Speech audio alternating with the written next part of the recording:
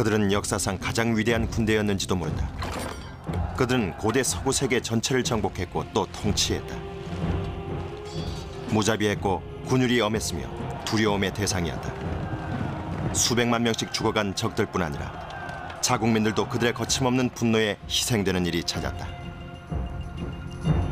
그러면서도 그들은 파괴자인 동시에 건설자였다. 그들이 전파한 문화는 서구 문명의 초석이 됐다. 무엇이 그들의 군대를 막강하게 만들었을까? 어떻게 고대 세계를 통치하고 재정비했을까? 그리고 왜 멸망했을까? 이 프로그램은 로마 군단의 이야기다.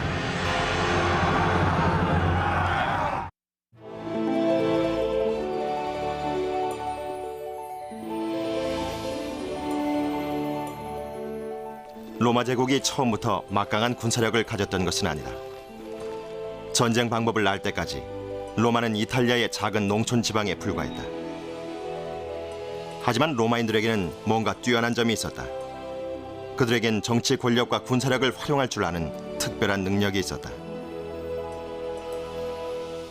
수백 년 동안 고대 서구 세계를 지배했던 로마 제국의 역사는 기원전 1000년까지 거슬러 올라간다.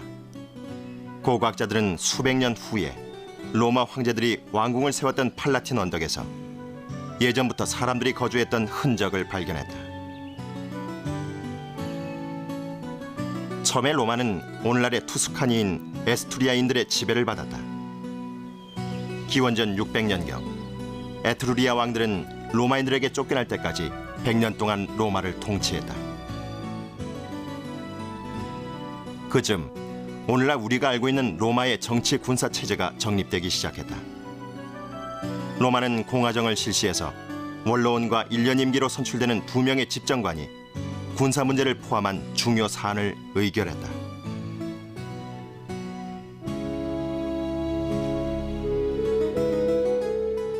타이버강을 두고 중요한 무역 거래를 하면서 주변국들과 크고 작은 충돌이 빈번했기 때문에 로마는 싸우는 법을 배워야 했다. 기원전 500년부터 로마는 라틴어로 징병이라는 단어에서 유래한 군단이라 불리는 6,000명의 군대를 갖고 있었다. 하지만 훗날 세계를 지배하는 당당한 로마군의 모습과는 거리가 멀었다. They are citizen soldiers, they are part-time soldiers, they get recruited for the campaigning season, they leave their fields, their work to go off and fight in the army. At the end of the campaign, they're back, bringing in the harvest, bringing in the vintage, plowing the fields. 로마의 장정들은 해마다 소집 트럼펫이 불면 입대해야 했다. 하지만 모든 남자들이 아니라 지주들만 로마를 위해 싸울 수 있었다. 지켜야 할 재산이 있었기 때문이다. 군복무는 의무인 동시에 명예였으며 정치 권력을 원하는 로마인들에겐 필수적인 단계였다. The Roman people are reluctant to vote for people who cannot show their war wounds. There are many stories of people standing for politics in the forum, ripping their clothes to show their wounds, to demonstrate that they have fought for Rome in battle. 로마 병사들은 장비와 무기를 알아서 마련해야 했다. 때문에 돈이 많은 장교들에겐 투구, 갑옷, 창, 칼, 방패 등이 있었지만 가난한 병사들은 갑옷도 없었고 무기라고는 투석기나 돌멩이가 전부였다. 초기 로마군은 그리스군을 모델로 삼았다. 특히 그리스군이 사용했던 소위 방진 대형을 기본 전투 대형으로 채택했다. 방진은 창을 든 보병들이 빽빽하게 열을 지어 진격하는 대형이었다. Your whole army lined up, facing forward in lines, and then the first few ranks would hold out their spears and their shields, and the army would move forward en masse. The object was to simply push aside the enemy, and in the course of it, kill as many as possible. 로마군이 숙적인 에투리아 군을 상대로 처음 대승을 거둔 것은 기원전 396년에 베이시 인근 지역을 정복할 때였다. 그러나 승리의 기쁨은 오래가지 못했다. 6년 후 그들은 전혀 새로운 종류의 적을 만났다. 북쪽에서 켈트족 전사들이 밀고 내려왔던 것이다. 켈트족은 같은 언어, 문화, 그리고 전투 방식을 사용했다. 켈트족은 아일랜드에서 프랑스, 그리고 스위스까지 유럽 전역에 퍼져 살고 있었다. 기원전 390년, 켈트족 군대가 로마 군단을 공격하고 로마를 초토화시켰다.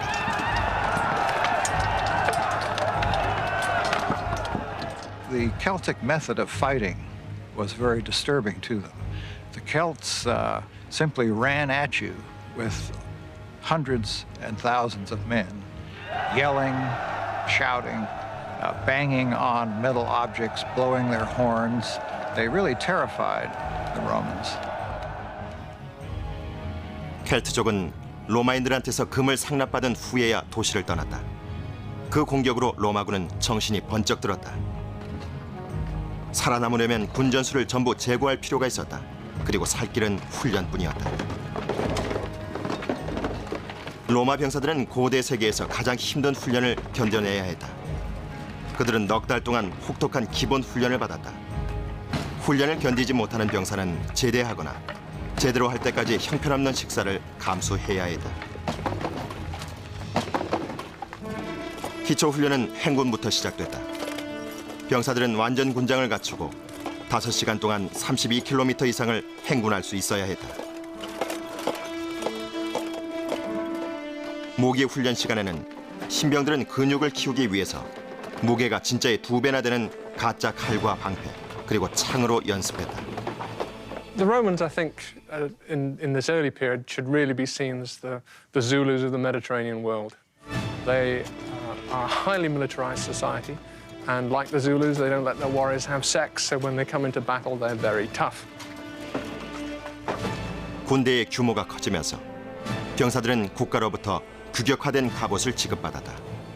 I'm wearing a male shirt for body protection, and you can see it's made of small individual pieces of metal which are fashioned into rings and then linked together. Its biggest advantage, of course, is to take slashing blows across. Because the male links all sit together, if an enemy hit me with a sword in a slashing way, it would actually take the blow.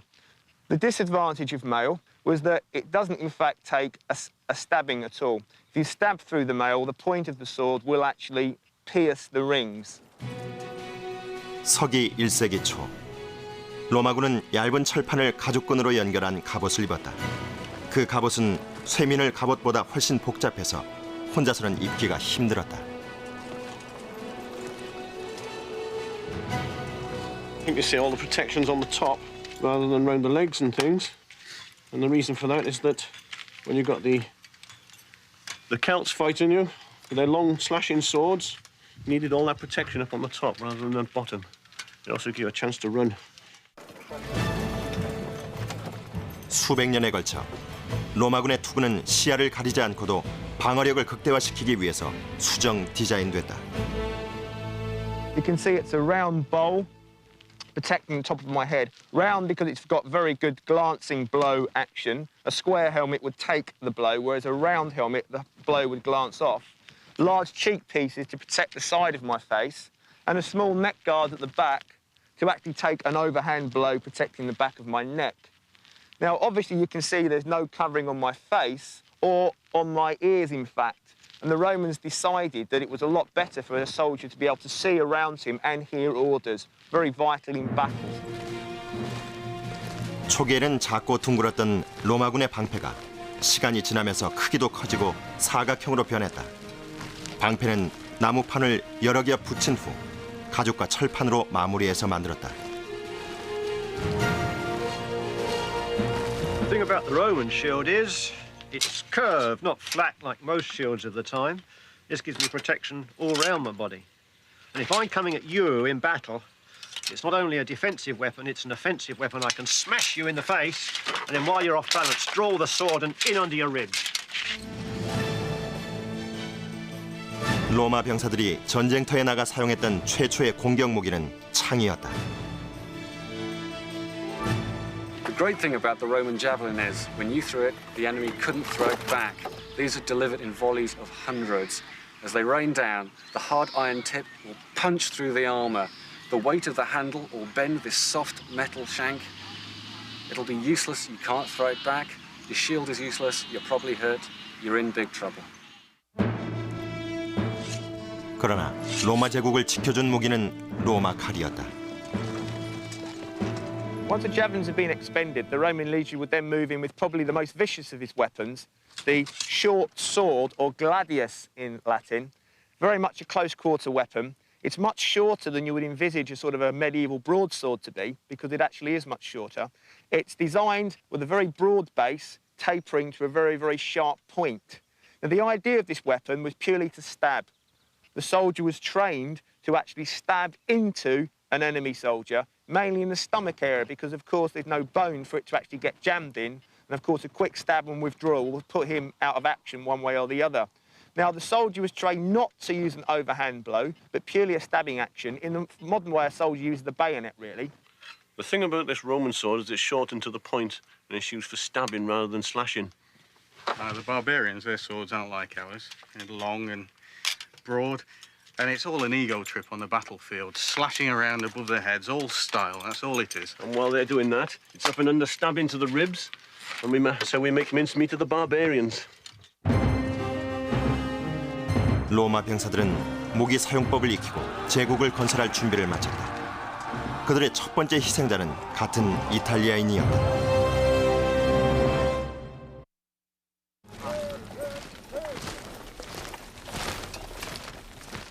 로마군의 기본 단위는 군단이었다. 군단은 세월이 흐르면서 체계적인 정비 과정을 거쳐서 결국은 1개 군단 구성원이 4,800명으로 발전했다. 군단은 480명으로 구성된 보병대로 나눠졌고 그 다음엔 6조의 백인대로 나뉘어졌다. 이름은 백인대지만 실제 구성원은 80명이었다. 각 백인대에는 함께 막사를 쓰는 8명 그룹이 10조가 있었다. 군단 사령관들은 주로 정계 인사들이었다. 로마 귀족들은 정계에서 출세하기 위해서 군복무를 했다. 그들은 다방면으로 능력을 발휘했지만 실질적으로 군대를 지휘하는 사람은 휘하 장교들이었다. 그중 제일 유명한 장교들은 백인대 대장인 백부장이었다.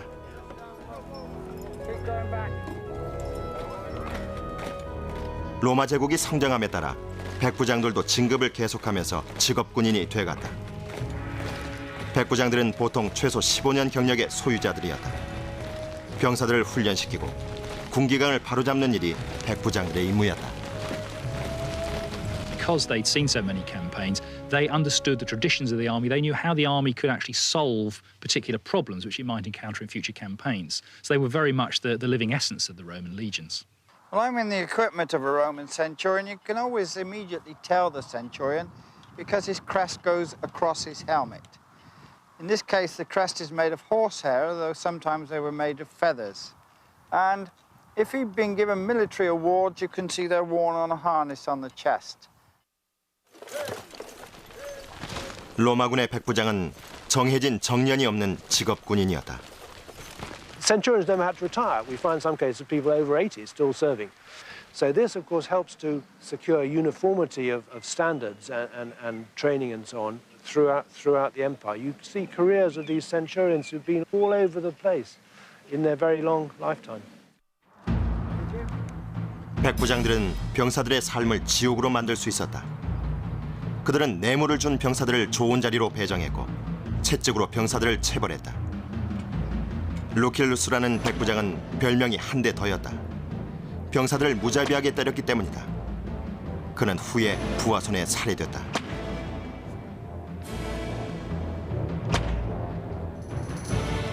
기원전 390년에 켈트족 전사들에게 처음 이긴 후 로마군은 전술을 바꿨다. 그리스군한테서 도입했던 융통성 없는 방진 대응을 벌이고 대신 규모가 적은 보병 중대를 훈련시켰다. 보병 중대는 병사들 숫자가 적어서 그만큼 기동력이 뛰어났다. This allowed the Roman army to operate more effectively, perhaps on rather rougher ground, but also it allowed them to move groups of soldiers around to the flanks and to the rear of enemy armies. 로마군의 근간이 보병이긴 했지만 각 군단에는 최고 300명이나 되는 기마병들이 배속돼 있었다. 로마인들은 승마에는 소질이 없어서 켈트족을 비롯한 적군의 전술과 장비를 개량해서 이용했다. 그 좋은 예가 군용 안장이다. The saddle on top of it is a very odd-looking beast to most people now. It doesn't look like a modern saddle at all. The most obvious feature are the 4 horns on it, and the 4 horns are there because of the thing that is obviously missing. There are no stirrups at all. The Romans didn't ride with stirrups. The saddle that developed after they'd fought with the Celts had these horns as a very significant feature. If you've got no stirrups, as I said, you can't lean out sideways very safely on a flat saddle. These horns enable you to do that. The saddle looks short compared to a modern saddle because the back horns press against your backside, the front horns go under your thigh, and you can lean out probably to about 45 degrees with relative safety. 적을 괴롭히는 것도 기마병의 임무였다.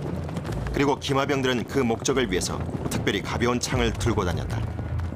As you pass an enemy, you can lob several of them at them.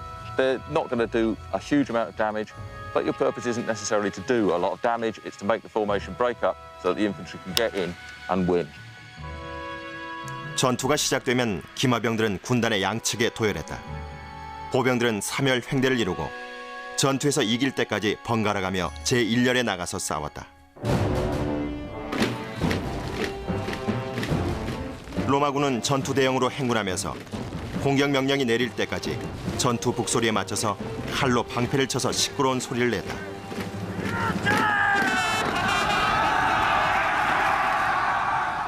양측의 거리가 가까워지면 앞줄에 있는 병사들이 창을 던져서 적의 대열을 흐트러뜨렸다. 보병들은 그 틈을 뚫고 들어가 적의 공격선을 무너뜨리고 접전을 개시했다. 로마군의 짧은 칼이 진가를 발휘하는 때가 바로 그 시점이다. The fighting itself might be only 20 minutes or so. Sometimes it was a lot longer, but it was very difficult to fight for a great length of time with this massive weight of armour that Roman soldiers and often their enemies wore. Part of the reason for Roman success in battle was undoubtedly to do with training. 일단 적군이 굴복하면 로마군은 포위하는 대신 쉬운 탈출로를 열어주었다. 그래야 기마병들이 따라가서 달아나는 적들을 죽일 수 있었기 때문이다.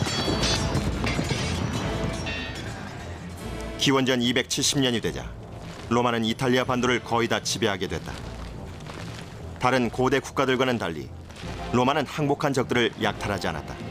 대신 그들을 아군으로 끌어들였고 로마 시민권을 주기도 했다. That way, as Rome expands, the people whom it conquers are integrated, form part of the Roman army, and become the troops for the next wave of conquest out. So it's a cumulative process. And that, I think, is key to the success and the growth of this empire. 로마가 영토를 넓히면서 지중해 지역의 또 다른 강대국인 카르타고와의 충돌이 불가피해졌다. 그리고 충돌이 현실화되면서 고대 세계에서 한 번도 일어난 적이 없는 끔찍한 전쟁이 벌어졌다.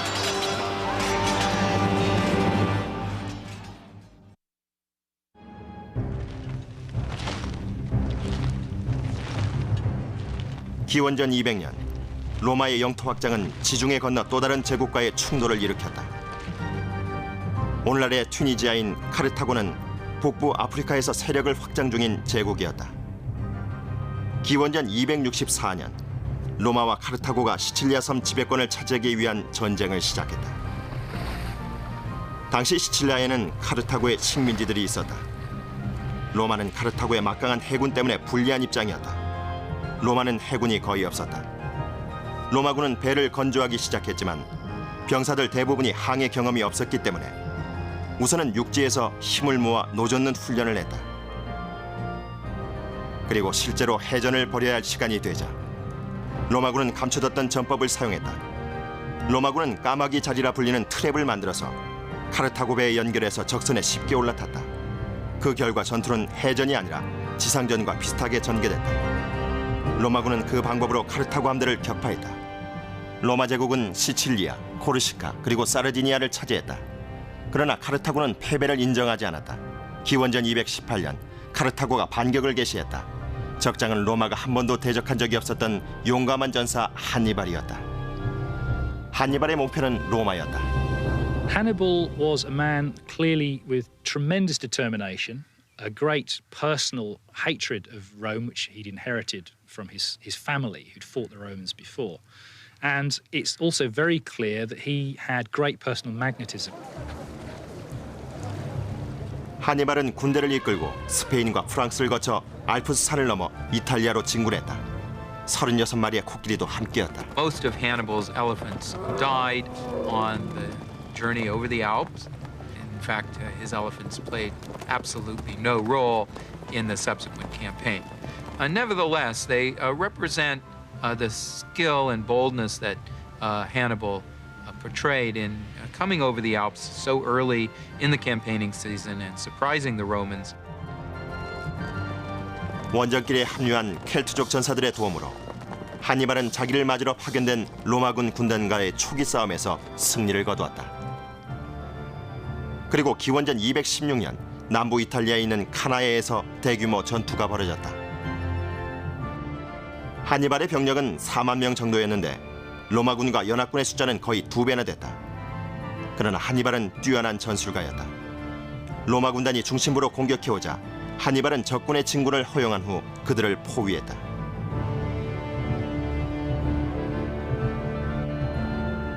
결과는 로마군의 참패였다. 5만 명의 로마군과 연합군이 전사했다. 로마는 하니발이 목전에 왔다며 공포에 떨었다. 그러나 하니발은 로마를 정복할 수 없었다. 동맹군을 끌어들이는 로마의 천재적인 정책이 다시 한번 빛을 발했던 것이다. What defeats Hannibal is the fact that the Romans have got 8, 9, 10 times as many men able to be impressed into the army as Hannibal has got. And they can lose 50,000 men in a day. And they keep on fighting because they've got the manpower. And no other state in the ancient world could ever achieve anything like that. 로마 제국은 하니발을 상대로 총력전을 펼쳤다. 로마는 노예를 포함 움직일 수 있는 남자들은 모두 소집해서 카르타고가 장악한 스페인으로 파병해 보급품과 지원 병력의 공급로를 차단했다. The wars on this scale are fights for survival, literally for survival. If you lose these kind of wars in the early period, your city is destroyed, your women and children are dispersed across the Mediterranean world. That's the end of it. All societies are destroyed if battles are lost. 하니발이 이탈리아 밖으로 쫓겨나기까지 15년이 걸렸다. 하니발은 카르타고로 돌아가서 로마군의 반격에 대비했다. 하지만 기원전 202년 로마 제국은 마침내 하니발을 굴복시켰다.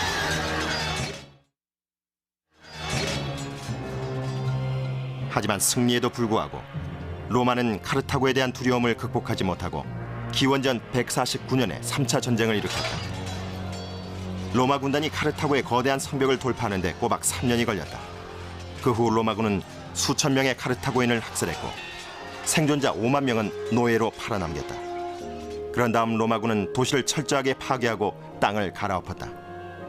전하는 얘기에 의하면 땅에 소금을 뿌려서 다시는 농작물이 자라지 못하게 만들었다고 한다. Any Roman army was capable of extreme brutality, particularly in the sack of a city which had resisted them and which they then managed to break into. Under those circumstances, it seems to have been normal Roman practice, almost policy, to slaughter absolutely everybody and everything, including animals. Everybody was just chopped to pieces. It was absolute carnage. 카르타고를 굴복시킨 로마는 코린트시를 파괴한 후 그리스까지 손에 넣었다. 그 후에도 수많은 정복이 잇따랐고 기원전 100년이 되자 로마 제국은 명실공히 지중해의 주인이 됐다. 로마군은 현대의 수많은 정치가들처럼 자신들의 영토 확장 정책의 정당성을 주장했다. They always convinced themselves that they fight defensive wars. No Roman war, no matter how offensive or imperialist it might look to us, to the Romans it was always a matter of defense, always fending off an attack. So in a sense, that's how they justified a Mediterranean conquest. 빠른 속도로 커가는 제국의 군대로서 로마 군단은 쉬지도 못하고 여러 지역을 돌아다녀야 했다. 로마 병사들은 행군할 때 무기, 갑옷, 조리기구, 배급 식량, 그리고 임시 막사를 짓기 위한 연장 등 22kg이나 되는 군장을 들고 다녀야 했다.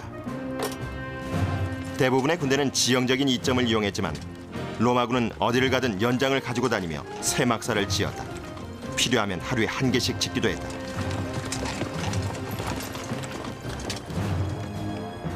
병사들은 캠프 둘레에 너비 1.5m, 깊이 0.9m짜리 방어 참호를 판 다음 갖고 다니는 막대기로 울타리를 세웠다.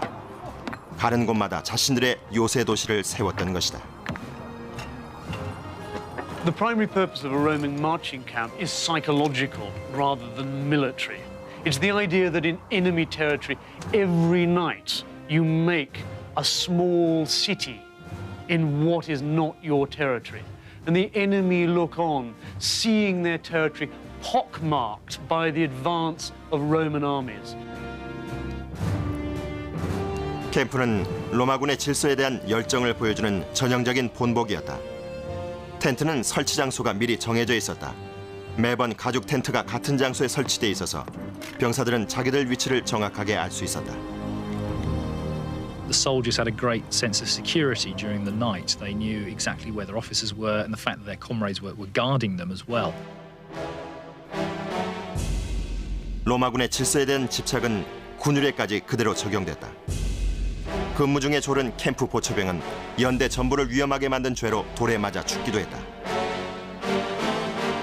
It wasn't as exceptional as it might sound given the general background of what Roman society was like. People were used to flogging, they were used to fairly frequent public executions. So the Roman army was indeed pretty draconian, but not as different from the rest of society as perhaps we might think. 가혹하고 악명 높은 징계 중 하나가 전투에서 비겁한 행동을 한 연대원 10명 중 하나를 뽑아 죽이는 일이었다. 뽑기에서 선택된 남자들은 동료들에게 몰매를 맞아 죽었다. 로마 병사들의 복종은 공포에 바탕을 둔 것이었다. If a Roman soldier was faced by a crisis in battle, that Roman soldier, that unit of soldiers, would stand their ground because they were more likely to survive a desperate fight in battle than to survive if they ran away. 로마군들이 도망친 검투사가 일으킨 폭동을 진압하는 데 여러 차례 실패하면서 무자비한 학살 사건이 일어났다. 폭동 주모자의 이름은 스파르타쿠스였다.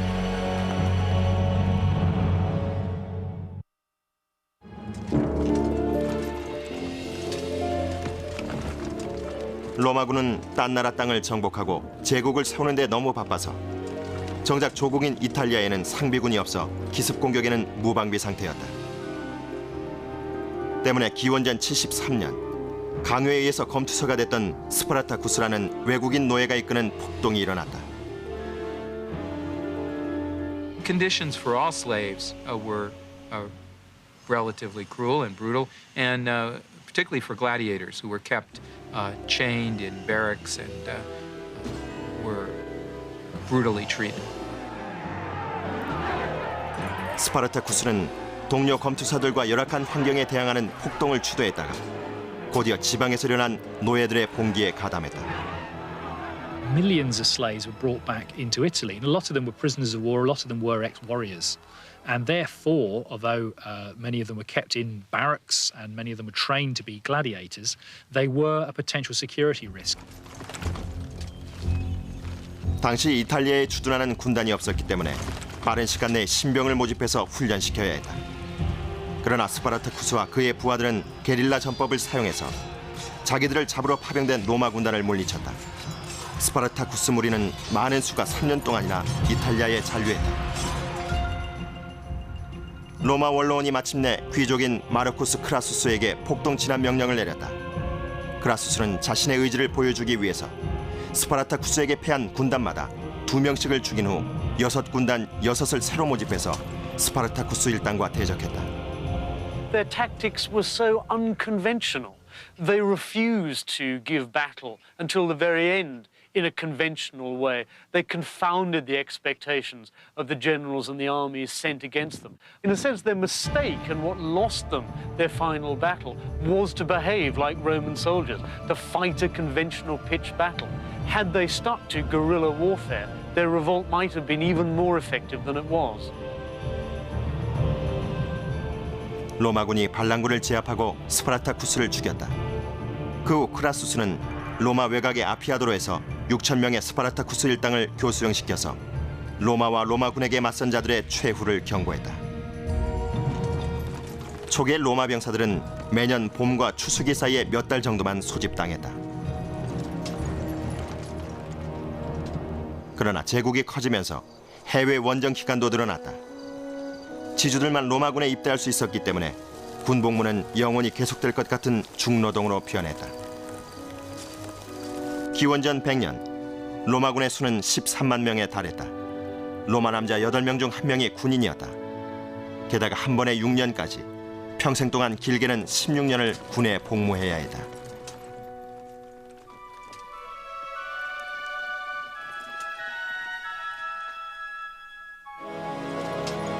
로마군은 더 많은 신병이 필요하게 됐다. 그 일을 가능하게 만든 사람은 위대한 장군이자 집정관이었던 마리우스였다. 그는 게르만족의 공격에서 로마를 2차례나 구한 사람이었다. 프랑스 남부의 액상-프로방스 근처의 들판에서 기원전 102년 마리우스의 군대가 10만 명이나 되는 게르만족을 죽였다. 자료에 의하면 그 후에도 몇 년 동안 그 지역 농부들은 피와 뼈 때문에 농사가 풍작이었다고 한다. 마리우스는 집정관으로서 토지의 소유 유무에 관계없이 모든 로마 시민들에게 군대의 문을 활짝 열기로 결정했다. 가난한 사람들도 입대해서 높은 급료를 받으며 돌아다닐 수도 있고 안정적인 일자리에 지원할 수 있게 됐다는 뜻이었다. 직업 군인도 될 수 있었다. 이제 로마군은 전문적인 직업 군인 시대로 접어들었다. 그러나 지원병들은 여전히 엄격한 선발 기준에 합격해야 했다. 키가 커야 하고 가능하면 글을 알고 훌륭한 추천서가 필요했다. 특정 직업이 유리했는데 대장장이와 사냥꾼이 그런 직종이었다. 반대로 부적절한 직종은 직조공과 술집 주인 등이었다.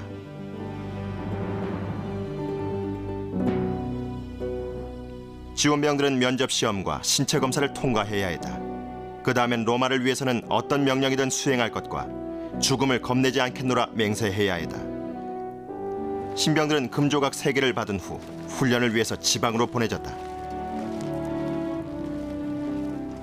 하지만 가난한 신병들은 금조각 이상을 기대하고 있었다. 군대가 정복지를 늘려갈수록 병사들의 전리품에 대한 관심도 함께 커져갔다. The amount of booty they were able to bring back from cities like Corinth in 146 BC was so enormous that I think it did encourage massive greed and an increasing level of brutality among Roman soldiers. 병사들의 로마 제국에 대한 충성심은 자신들을 부자로 만들어줄 수 있는 직속 장군들에 대한 충성심으로 변해갔다. 그리고 귀족 장군들은 군단을 부와 권력을 보장해줄 티켓으로 이용했다. Intimately related as the general and his army. The general promises his army land, booty, settlement after the war has finished. And the army promises the general not only success in conquest, but votes back in Rome afterwards. 그에 따라 정치적 야심을 가진 슈퍼 장군이라는 새로운 계층이 등장했다. 오랫동안 집정관이었던 마리우스도 그중 한 사람이었다. 그의 라이벌인 술라는 동부 지중해에서 여러 차례 승리한 후 한동안 로마의 권력자로 군림했던 사람이었다. 시리아와 팔레스타인을 정복했던 폼페이도 있었고 유명한 장군 율리우스 카이사르도 포함되어 있었다. Julius Caesar represents as close as I think you can get to naked ambition in the 1st century BC. There's a famous story of Julius Caesar, aged 31, in further Spain, coming across a statue of that great conqueror Alexander the Great, and suddenly bursting into tears. And his entourage say, "Why, Caesar, are you crying?" And he says, "This man, by my age, had conquered most of the world, and I have done nothing." 그러나 몇 년 후에 세상 사람들은 카이사르의 위대한 업적을 지켜볼 수 있었다.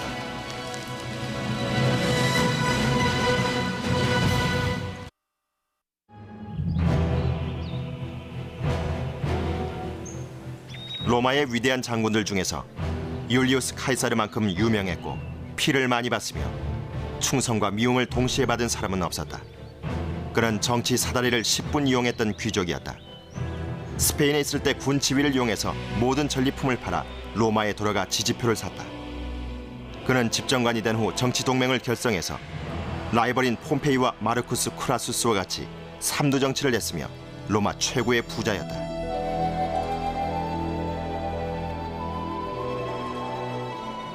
당시 카이사르는 북부 이탈리아와 남부 프랑스 총독으로서 몇 개 군단의 사령관이었다.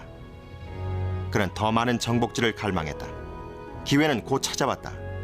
기원전 58년 켈트족인 헬베티족이 현재 프랑스인 갈리아의 로마 동맹군의 영토를 거쳐 스위스에서 서부 프랑스로 이주하기 위해서 카이사르에게 허가를 청했다. 카이사르는 허가 대신에 그들을 공격하기로 결정했다. Caesar, of course, is a cynic. He needs a war. He needs the booty derived from that to finance his political campaigns. Before he goes on campaign in Gaul, he is deeply in debt. Gaul will provide the booty for repaying his creditors. 카이사르는 여자와 아이들까지 포함 36만 명의 헬베티족과의 전쟁에 6개 군단이나 파병했다. 헬베티족 반 이상이 도살당했고 살아남은 사람들은 고향으로 돌아가야 했다. It was a part of the political struggle at Rome in the late Republic. Pompey, his great rival, was Rome's best general. So Caesar, competing against Pompey, he has to be a better general. 헬베티족을 해치운 카이사르는 라인강을 건너왔던 게르만족을 쫓아서 닷새 동안 알사스 지방으로 190km나 군대를 진군시켰다. 이번에도 로마군은 수천 명을 학살했다. 그리고 카이사르는 서쪽으로 방향을 돌려 벨기에로 가서 그곳 부족들에게도 같은 악행을 자행했다. 로마에 있는 카이사르의 정적들은 그의 행위를 비난했지만 대부분의 로마인들은 그를 성원했다. 갈리아족이 기원전 390년에 로마를 약탈했던 바로 그 켈트족이었기 때문이다. 갈리아족의 일원인 켈트족에 대한 로마인의 두려움은 역사적 관계 외에 신체적 열등감에도 그 원인이 있었다.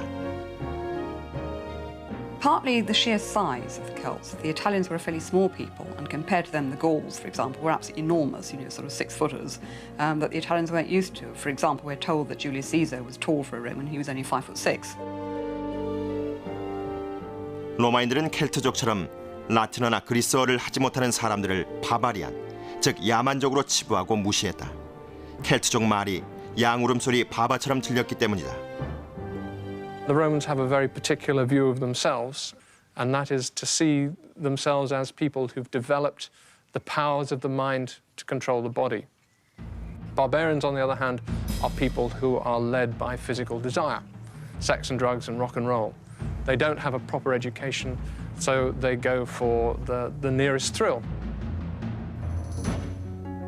그러나 카이사르가 갈리아에서 맞서 싸웠던 켈트족은 야만족과는 거리가 멀었다. 그들은 프랑스의 이 마을처럼 잘 조성된 곳에서 살았고 로마군들이 입었던 쇠민을 갑옷을 발명했을지도 모르는 뛰어난 제철공들이었다. 그리고 켈트족의 작품들은 지금도 유럽의 위대한 예술품으로 인정받고 있다.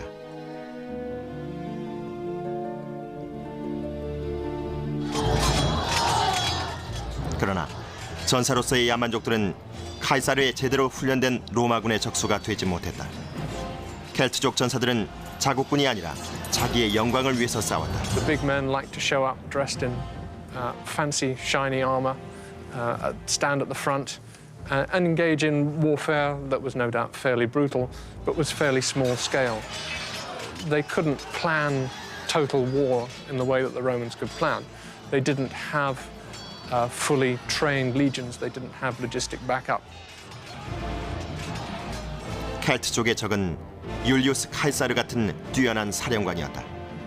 카이사르는 야심만만하고 승리에 목말라 있었으며 대담한 전략가였다. He was noted for the speed and surprise of his movements, and he really brought those techniques to perfection in using his legions.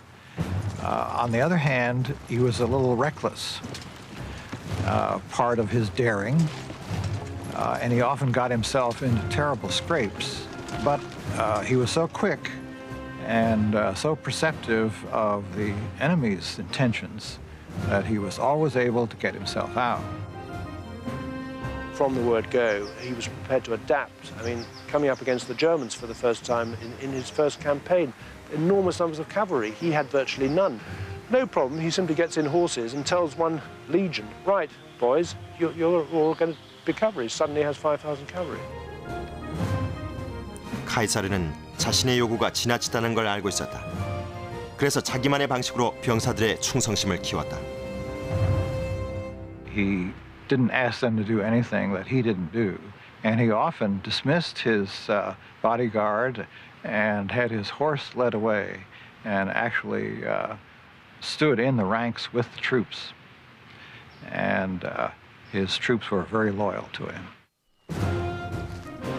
충성스러운 로마군 병사들은 전리품과 노예를 많이 얻었고 부자가 됐다. 물론 전리품을 얻기 위해서 큰 대가를 치러야 할 때도 많았다. 카이사르는 갈리아족 정벌 때 수많은 사상자와 노예가 생겼다고 자랑스럽게 말했다. Caesar just carried out what I've called actually a big game hunt. He took his legions back and forth across Gaul, slaughtering troops, pillaging towns, killing women, children. The Romans were terribly cruel on the Celts. 전쟁에 패한 적군은 주로 노예로 만들었다. 노예는 로마 제국에 없어서는 안 되는 존재였다. 이탈리아 인구의 40%가 노예로 미국의 남북전쟁 전 미국 남부의 흑인 노예 비율과 같았다. Slaves are fundamental to Rome's war effort. Essentially, slaves free the Roman citizen to fight in the army. Without slavery, it would have been impossible for Rome so effectively to initiate these wars of conquest. 카이사르의 정복 전쟁은 9년 동안이나 계속됐다. 그는 집요하고 야심만만하고 잔인했다. 그는 로마 제국 초기 500년 역사의 이상적인 군인의 표상이었다. 카이사르는 외국 정보를 멈추지 않았다. 그는 군대를 등에 업고 제국 내 적들을 없애고 종신 독재자라는 타이틀을 얻었다.